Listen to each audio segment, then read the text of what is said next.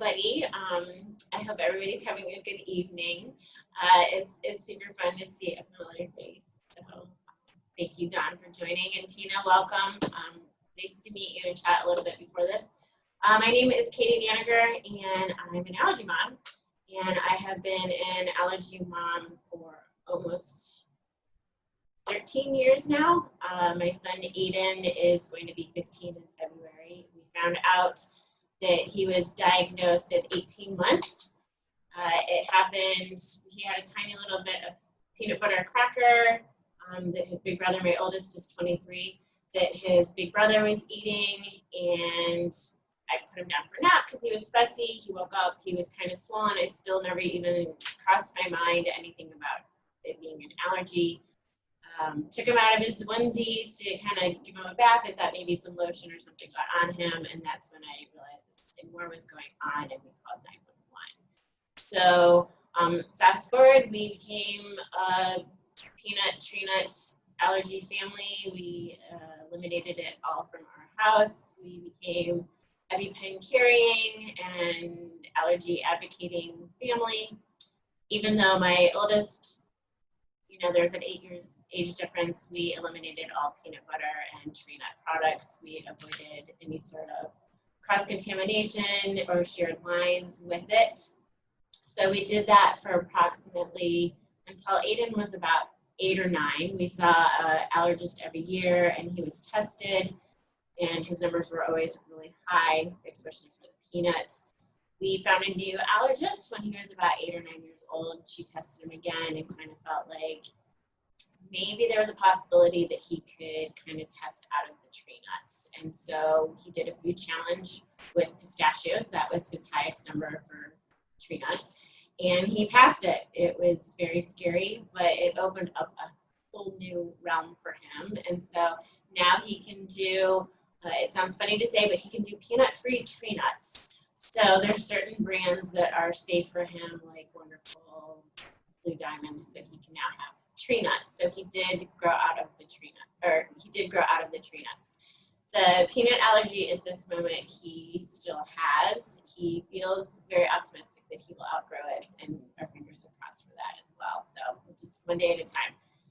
I guess the biggest thing I could say for anybody starting out on this journey is to not let the allergy define your life or your child's life, but find ways to make it as normal as possible. Don't restrict them from attending baseball games or attending back once we get normal again, or attending the theater or anything like that, or Disney World or flying. I feel that you can cautiously and safely do it. And I also strongly feel that peanut's not the only allergen. I see my friend Nicole's on here too, and she will tell you peanuts are not the only allergen. So let's talk about that quickly. For allergies, we have tree nuts and peanuts, and everybody seems to hear about that. And then you have milk, and that seems to be a pretty hot one as well. And you have milk, and that covers a whole gamut, whether it be raw milk or in a baked product. Kiddos can react from that as well. Eggs are another one. Shellfish is another one. And now why am I drawing a blank? Nicole, do you want to help me? Can I call in a friend? Well, we talked about fruits, right? Well, so there's the top 8, and how come I cannot? I always do this. I miss one of them. Well, if one of your friends wants to throw something in the chat, they can, or Okay. they should be able to unmute themselves. Okay. So shellfish, milk. Oh, Nicole, go. All right, sorry. I don't know if I was listening to all the ones you said, but the major ones are peanut, tree nut, dairy, soy, egg, wheat, shellfish. How many did I say? See? And then sesame is the new one. Sesame's the new one, yes. Oh. Yeah. Those are your top 8. Yeah, or 9 now. Correct. So that's the other thing, is that we didn't really push for his school to be completely peanut-free. We liked to have peanut-free zones, or at least peanut-free awareness areas in the school.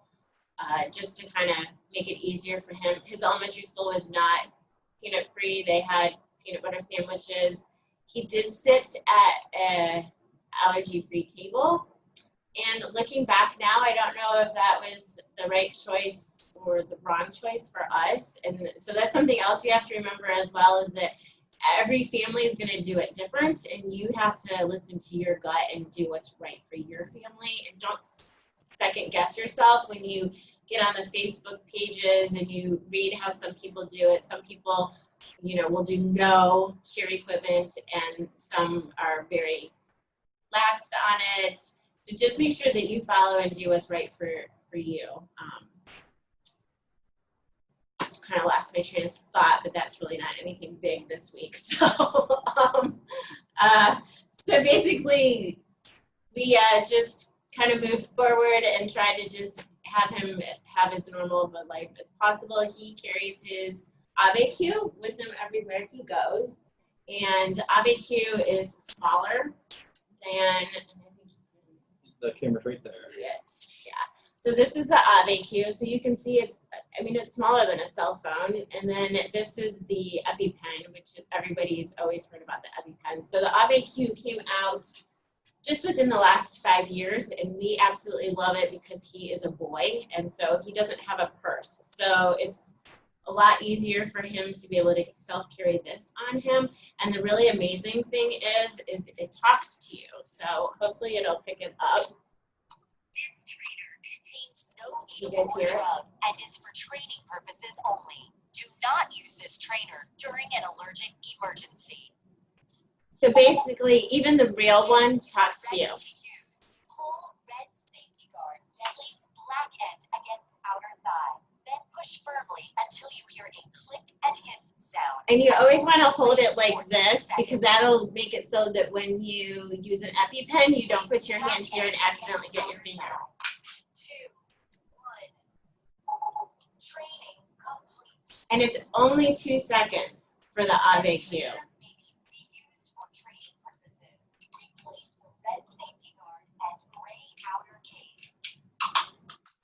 So Aiden carries the ABQ. He carries 2 of them at all times. Even when he's, it doesn't want to show up. There we go. Even if we go kayaking or anything like that. And so the one mom that's on here that has a new kiddo, EpiPens and ABQs are very heat sensitive. So I'm not sure if your doctor told you that. The other thing is too, is that the ABQ, they came out with one that's for younger kiddos too, which is different compared to the EpiPen. The EpiPen doesn't go as young as, the EpiPen doesn't go as young as the new ABQs. They actually have one for infants. So the EpiPen is pretty simple as well. It doesn't talk to you, but you pull it out. You want to remove the blue cap. And the same thing, you're going to put it into the thigh. You can't see, but you're going to put it into your thigh, and you're going to count for 3 seconds. So it's in the outside edge of the thigh, and you just count for 3 seconds, and then remove it. You're going to do these activities first, and then you're going to call 911. You're not going to call 911 and then do the EpiPen or the ABQ. You want to get the emergency personnel here, but you want to make sure that you get that medicine in, that epinephrine in as soon as possible. So usually a reaction can start anywhere from instantly up to a half an hour afterwards.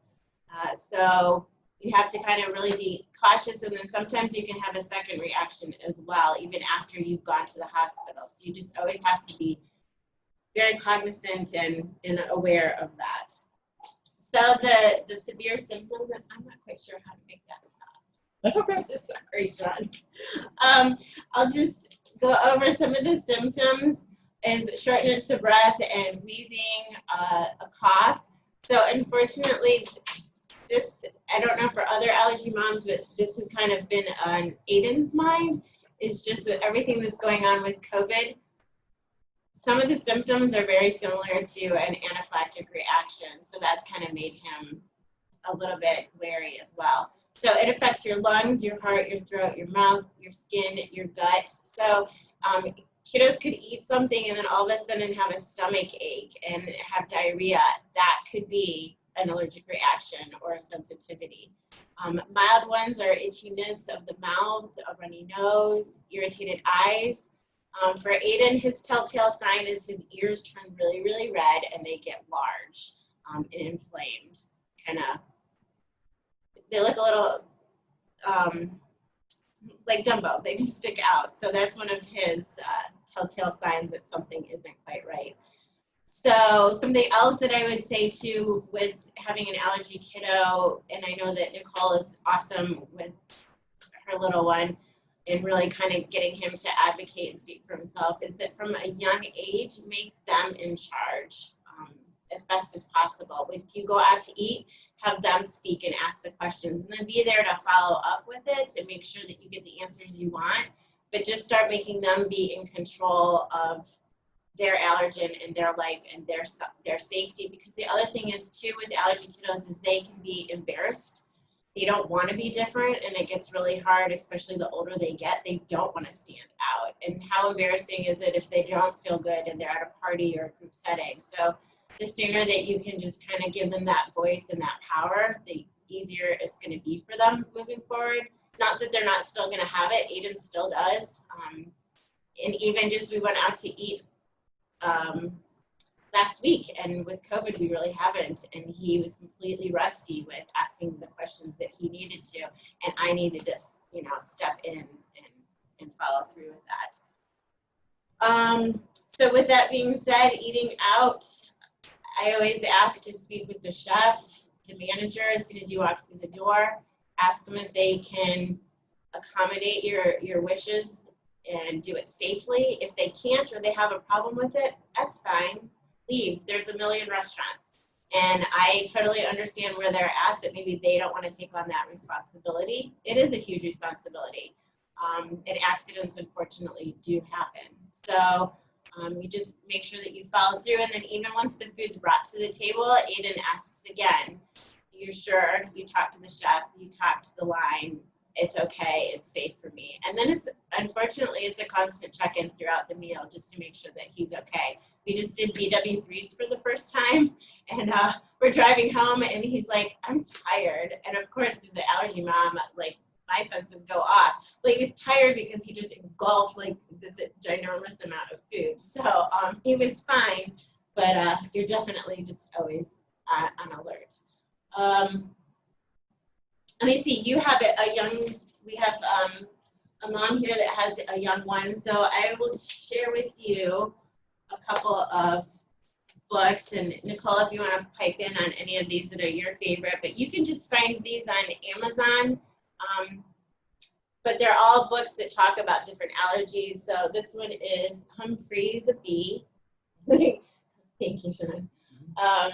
So this is a really cute book, and it's especially good. You could use this, you could read it to once your kiddo is older and in class, you could offer to read this to the class, to the students, Tina, just to kind of help them embrace your kiddo. Bugabee's Friends with Food Allergies, and you're going to find out too that your kid's going to get a definite circle, and those kids are going to be very protective of them. And I've seen it with Aiden, and even through COVID, I've heard him online and playing with his friends, and somebody made some food reference, and it was negative, but it wasn't like a threatening with allergies, but the kiddo caught it really fast and was like, oh, I'm sorry, Aiden, like I didn't mean that towards you or anything like that. So they've definitely embraced and supported him. Daniel and his allergies is another cute one. Nutley, the nut-free squirrel. Can you imagine that, kiddo? So again, Amazon or your local, maybe your library too. Yeah, right? as we're sitting here, I'm going through our core catalog, seeing what's available. Okay. And we do have in the system just about everything you mentioned. I Oh, think. very good. Yeah. Okay, and then food allergies in me, so this just kind of helps them identify a little bit. And then this guy is amazing, and thanks to Nicole and her wonderful husband, we went to the Allison Rose Foundation, which is a local foundation. This family's daughter sadly passed away from an allergic reaction, and so they created the Allison Rose Foundation, and every year they do a fundraiser. And last year we went, and it was a wonderful time, and this young man was there, and he's written this wonderful book, and it's basically, let's see, the other students continue to show their talents. Morgan made a coin appear from behind his ear. Everyone was smiling, everyone but one. So he just has cute little sayings, and basically it's the land of not, which basically it's really the land of can, and that's kind of his mantra, is that you can do anything. So I would say check him out too. And then I bought this one just because I have an Aiden, and it's Aiden the Wonder Kid, and I'm biased, but I do think he's pretty awesome. A couple years ago, he raised money with the help of some of my amazing friends that are on here tonight, and he purchased epinephrine metal display cases to go in the schools of the Madison school districts, and we're still currently working on other school districts.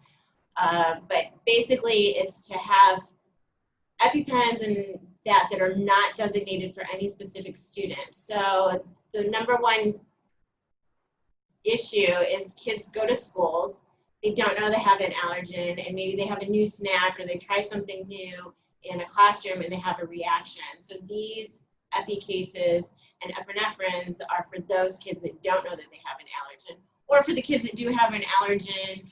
It could be to a bee sting or anything like that. There's cases then strategically placed in the school, and it's closer for them to be able to be reached, as opposed to a lot of times they're locked in the nurse's cabinet, so then you have to get the nurse's key if the child doesn't self-carry yet. So this just makes it universal for everybody. So he's really kind of found his voice with that, and through one of the organizations, Sean, if you wanted to put up fact. Sure. One of the organizations that we really, really like is FACT. And there they have tons of resources. Another one is FAIR. But FACT is a great one. They do a camp tag program. It's virtual this year, but it's basically with a bunch of allergy kiddos, and it helps them to just make those connections and have good mental and emotional connection as well with kids that are like them. Plus, they have tons of resources for you to have in your home and at your school. And they also have a teen summit. And so Aiden's gone to it a couple times, and we've gone as a family, and it's been fantastic. And I strongly feel that that is one of the areas where Aiden learned to find his voice, was through going to a program like this. So I would say the earlier that you can get your kiddos involved with other kiddos that have allergies and look into these resources that are out there, I think it's huge. I think just having that communication with your kiddos too. We're all talking about mental health, especially now with all of us. You know, at one point you could talk to somebody if you were having a bad day. Well, now just about everybody's having a bad day at one point or another with the level of what's going on in the world. So, but with that being said, just think about our kiddos. They have this huge burden that they carry around with them daily. There is no day off. There's no hour off. There's no, let's just go out and drink with friends and forget about our stressful job or our stressful marriage or whatever the case might be. They always have to be on, and they always have to be vigilant. Even when they're on vacation, it's always vigilant. Unfortunately, there was a young woman, Emma, and it was her 21st birthday, and she had the wrong food, and she is still fighting and doing amazing, but it's been a year now.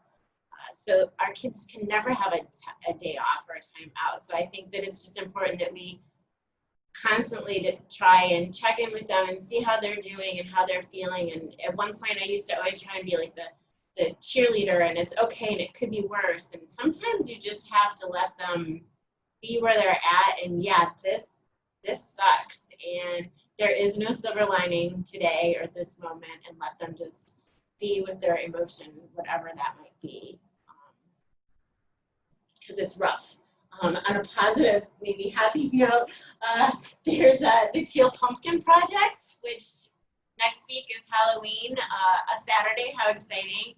So I don't know if you're passing out or you're not passing out candy, but if you put a flyer or a teal pumpkin out, you can offer food and non-food items. And this is fantastic for even kiddos that don't have food allergies. For a kiddo that maybe has diabetes or is trying to watch what they eat, it could be a dye sensitivity or something like that. So just offering alternatives, and then kiddos that do have allergies can see this and know that it's a safe house.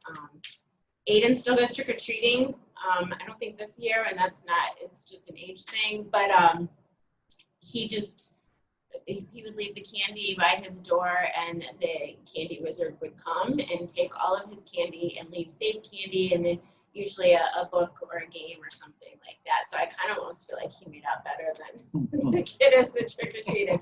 So there's definitely alternatives. So like I said, they can still trick-or-treat, they can still participate. It's usually cold, so gloves, right, are a great barrier this time, for trick-or-treating, those allergens as well. And like we were talking a little bit earlier, Aiden made the analogy that, and I think I've seen it on Facebook then too, that COVID is like everybody's dose on what it's like to worry about cross-contamination. Finally now the world gets it, that just because you made a peanut butter sandwich and you sliced it with that knife and you wiped it off on a towel does not mean that it's safe for me to now use to make a sandwich. So COVID has brought the world to the understanding of how easy cross-contamination happens. So I guess that's one good positive, negative out of that. Any questions? I feel like I've did a little of that. There's tons of resources. Facebook is amazing for finding like-minded moms. I'd be lost without the moms that I've met through the allergy world. It's definitely been a blessing in that regard. And then too, just the moms that don't have allergies that become your friends and support you and support your kiddo and cheer for your kiddo is absolutely amazing. And Dawn and her family are that person. So let's see, what else? In the chat, we're putting the links to the books you had shown in the ClickNet catalog. So they'll be there as part of the chat. Okay, perfect. And so the books are in the chat if you guys look. And when I did my initial search, and when you put in food allergies, there's also a lot of good books, nonfiction, for kids to be able to explain and say to their friends, here, read this book. This is why I can't have strawberries or peanuts or shellfish. I was seeing a whole list of them. It says like, I can't have whatever because it was literally like a book they could hand and say, here, friend, this is why, and for the friend to be able to read. There's, I want to say that I think FAIR has Be a Pal, and so it's similar to that and educating and helping your friends to understand. And our policy has always been, even with my son's older friends, that anybody that walks into our house, wash their hands, which now is just a good policy anyways. But that's just one way to help with the barrier. And actually, my oldest son's girlfriend has recently, she's been asking Aiden questions and wants to understand it more. And there's a lot, if you don't live it, there's a lot that people don't. So I feel like there's always opportunities to educate and bring awareness. And here's a question I'd like to ask. I know about washing your hands, but how does hand sanitizer do against foodborne allergies? That's a really good question. So he asked about hand sanitizer with food allergies. So food allergies are not a bacteria, so hand sanitizer isn't going to do anything. I mean, if you're in a situation and that's all you have, then and you can't wash your hands, then it's at least something, but it's the friction. So just picture having glitter on your hands and then using hand sanitizer. and it's really not going to go anywhere. Mm-hmm. So the best thing with allergens is washing them, soap and water to remove it. It's really what you need. I think there's a misconception that hand sanitizer does everything. No, it does not. It is not the miracle end all. So wipes and that friction is really what you need to be able to, if you cannot do soap and water, it's the friction and the wiping of it. Some wipes will say that they remove 99.9% of peanut protein. Mark sells them. I think they're Nice and Clean is the company, but I'm not promoting them. I feel like any sort of wipe works. We've made our own with different products as well, so it's just mostly that friction. So, any other questions? Tina, do you have any questions since you're kind of new on this journey? The other mom that's on here is a longtime advocate as well with her kiddo. I'm not saying his name, Nicole, so I don't want to do that. Tina. Everything is so new for me that I'm just kind of like still in the absorbing stage. All of 80's reactions have been at home, so it's been manageable. We haven't had to use the AviQ yet because they've been pretty mild. So we've just done the Benadryl, our children's Benadryl. But yeah, we're just trying to learn as much as we can about navigating it and keeping her safe. So we appreciate you doing this and all the different tips y'all have for us. Well, and I would say too, it can't, like if you love your allergist, that's fantastic, but if it's in your opportunity to do, even just getting a second opinion just so that you get more information, I think that's fantastic as well. And then the other thing is too, is I know how scary it is, but don't ever hesitate to use the AviQ. And there's videos out there of kids actually doing it themselves that I've had my son watch, just to kind of take that fear away from them, and even like just for you to be able to watch it. Like I never ask an allergy mom if they've had to use it because I just feel like that's a jinx. I don't know why. It's just a silly thing I have, but don't ever be afraid to use it, I guess is what I'm saying. It will not hurt her at all to do it. So, but yeah, and like I said too, please feel free to friend me on Facebook or message me. And there's a No Nut Mom allergy group for Cleveland.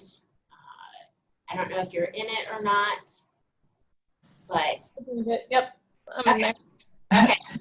So you can find a lot of good stuff there as well. And in the past, we used to have meetups with the moms just to get out and talk to other moms and be with, that's how I met Nicole. So. I want to interject real quick, and I apologize. My daughter is trying a ballet class right now, so I'm in a car, and my husband is texting me and calling me because our son has hives right now, and we're not sure why. Oh my God. So this is like real allergy mom life as we know it. But I know, but I think he's okay. He was helping out at work and emptying garbage cans. So now we got to find out who brought nuts to work, and someone's getting in trouble. I have a feeling. But I wanted to say to Tina, I think she was the new mom. I think you're doing great, just educating yourself. When Lucas was diagnosed, he was 1, and we had never known anybody with allergies. So it was a whole new world. And we just thought, as long as he doesn't consume it, we're fine.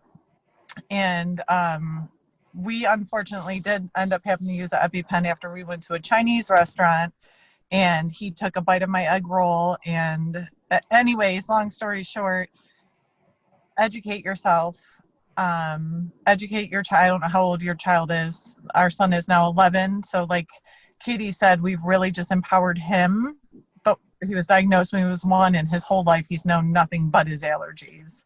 So he's really a good advocate for himself, which is great for us. But I used to, when he went into kindergarten, I was like, oh, great. Everyone's looking at me like the allergy mom, rolling their eyes as I walk in.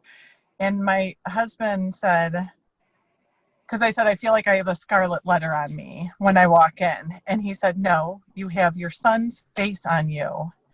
And it is his life. And you are sticking up for him. So don't ever be, and again, I don't know how old your child is, so that might be a totally different scenario, but don't ever be ashamed of it. And then your child will see that also. And I think that's so important because it's not something they should be afraid of.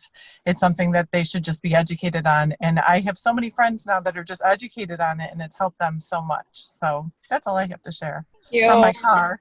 Yeah, no, thank you. Because my daughter is 1, so we're finding out around the same time that you guys found out with your son. So yeah, it's just good to hear that advice, because I have heard like condescending remarks before we even had a child, that people make, and it's just not kind. So knowing how to deal with that and just like build my backbone and stand up for us, it's good to hear that encouragement. So I appreciate you. And it is We're all in this. Yeah. I just saw somebody post on Facebook. They had a shirt that said, "Calm down, Karen, it's just allergies." Well, so I immediately was on the like defense thinking, I was like, but it's not just allergies that could kill. But then I realized like later on I read it again and it was more so like you're sniffing, you're sneezing, it's not COVID. Is more what was coming across. But I was like, oh my goodness, I totally took it the other way because of so much negative that has been out there. With allergies, and some of the moms do not help. Right, and you will have those moms. I'm sorry, they'll be out there. You just have to get a tough backbone. But thank you for doing this right now, Katie. Well, Lucas is having a reaction right now, which is kind of weird, and I think he's going to be okay. Text me later and let me know, please. I will for sure. He's texting me, but it has been different for us because our we're doing virtual, and there's a whole side of this whole COVID thing that we've been in our safe bubble, not just from the virus, but from his allergies. I'm the one that's feeding him. I'm not sending him to school. We're not really going places. So again, he's having a reaction right now, so it doesn't matter. I'm seeing, but thank you for doing this, Katie, because it is the school that my son went to. I was head of their allergy committee for years, and we had switched schools this year for other reasons, and the whole committee's gone, and it's breaking my heart. There were 40 families with allergies there. It was a nut-free school, and they just had their trunk or treat, and there was Snickers bars and M&Ms, peanut M&Ms, and all this stuff, and it just was sad for me. So thank you for kind of continuing awareness during this crazy time. I appreciate it. Well, I appreciate Madison Library because they reached out to me. So thank you guys very much. No problem. Our pleasure. Our pleasure. I guess, coming from a perspective of I have a kindergartner, so I want to provide snacks for my class. Is there a place you would recommend that says, here's a good place to get commercially available snacks? Was it that website, or where would you guys recommend as a person who wants to, provide for the class, but do it in a way that is perfectly safe for everybody? So if you wanted to do allergen-free, so Enjoy Life, and this just happens to be my allergy bag, but Enjoy Life, I am pushing and promoting them because they are very, very amazing. So you could always reach out to them and say, hey, I want to do what you're saying, and see if they'd send you coupons because the items aren't cheap. You could even see if they'd be willing to give a donation to the school too. But with that being said, there's, I guess if you just reached out to the class too and find out if there are any. And that was the first thing I did is I sent a message to the teacher and said, hey, do we have anybody with allergies or I also asked if they were vegan or, gluten, which sometimes it's not an allergy, it's another thing, so people don't always think it's an allergy. So I asked a lot of questions, and so we're giving snacks, but I wanted to, he's going to be, okay, kindergarten, no, it's going to be first grade, so I get to ask all over again, So I was hoping maybe there'd be a way for me to look and say, okay, this is a pretty good brand and stuff like that. I know it's not a simple thing. Yeah, but it's hit and miss. It just depends on what the allergen or the intolerance is that's out there. Yeah. But yeah, Enjoy Life. There is a guide. It's the Snack Safely guide. Sorry, it's like a book now. It's not just a page, but that has a whole list of, once you find out, say there is an egg allergy in your class or Perfect. something. That's kind of what I'm looking for. Yeah, Thank you you. can look through it, and they do updates all the time. So you have to, you can't just save it for the whole year because products are always changing also. And they usually do this time of year a Halloween one too, for Halloween candy. They usually have like a special Okay, one. and we're putting in the chat the Enjoy Life Foods links and the Snack Safely. So yeah, perfect, because that's kind of what I was looking for. Is I'm looking for some like a clearinghouse of like, okay, you know, if this is an allergy, what's available, you know. So I want to be able to do the right thing, you know, obviously. Well, and I guess, and I don't want to speak for Nicole, but I feel like even if somebody just makes the attempt and the offer, but we're okay with them not making the alteration, that speaks volumes, and that's huge that they just are willing to, you know, kind of help out. And so I hope our kiddo's okay. Is there anything like what's the one thing that you want to let everybody know, since we're recording this?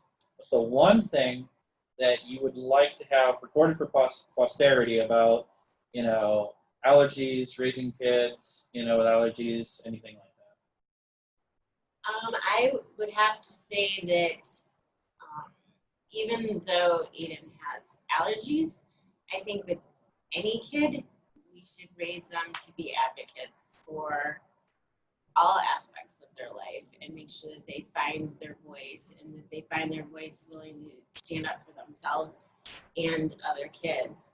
I've found that Aiden is more compassionate because he realizes that life isn't just always simple and that there are risks. And like I said, he's 14 and it still affects him daily. Science projects, right? Who would think? Science projects, we have to be very vigilant about that, even with the schools. And I do have to say that Madison schools, for the most part, has been amazing with that. Feel it out. Tina, as your kiddo gets older, we did do a 504. We were hesitant to do it, but it just kind of gave us a little bit more of a voice for the community and in the school. So I recommend just looking into that. Again, that's not for everybody, but it was a path that we chose to go through. Back to your question, I guess with any challenge that anybody has in life, find a way to still live your life and not the challenge. There's a million people out there that have some amazingly overwhelming challenges and they're doing incredible things. So nothing is impossible. Allergies, yeah, they suck. I let my kiddo own it, that it's very frustrating. I don't have to live it, so I can't preach to him how he should handle it or feel.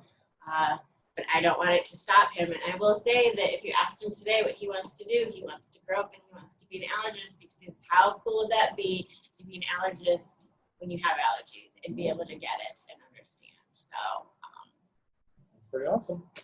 I think yeah, raising kids in general isn't easy. So I think that the advice for having an allergy kiddo would be the same for any other kiddo. It's encourage them to find their voice, support them. If they have an idea or a dream, encourage it. Aiden is super proud of his boxes that are in the school, and the fact he's had parents come up to him and thank him, and he said to me, I might have saved a life. And yeah, he might have. So but any kiddo can do that. So I guess just encourage and support your kids and listen to them. Put down the phone. We're all bad for that. I will say that. I'm horrible with this. Put it down. Do car rides and chat. Anything else, Tina, that I can, or Nicole? I mean, Nicole, you and I chat. I think this has been really wonderful. And I feel like even though we're all virtual, like I definitely feel in the community through this. So thank you again for doing it. And I'm looking forward to, seeing you guys again on the internet and then in person someday.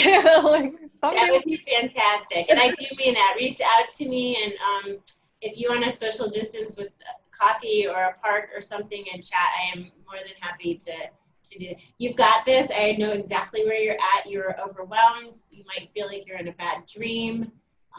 Maybe it's really not an allergy. Maybe it's something else. I could say that I completely understand where you're at, and it's very overwhelming and it's frightening. But I will say that just start educating yourself and educating your kiddo and teaching her. Yep. Right? Starting to teach her as soon as you can and as early on to ask before she eats anything. The sooner that you can train her or teach her that discipline, it's going to simplify it. So then you don't have to worry. I mean, you always will worry, but you could be at a picnic and you pack for safe food and you don't have to worry about her reaching for something off the table and not knowing what it is. So advocacy for you.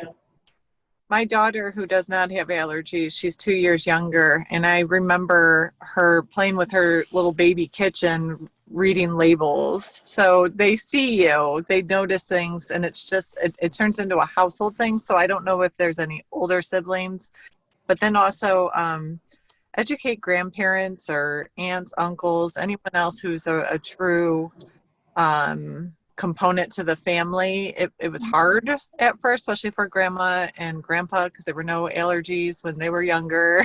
We've all heard it. Right.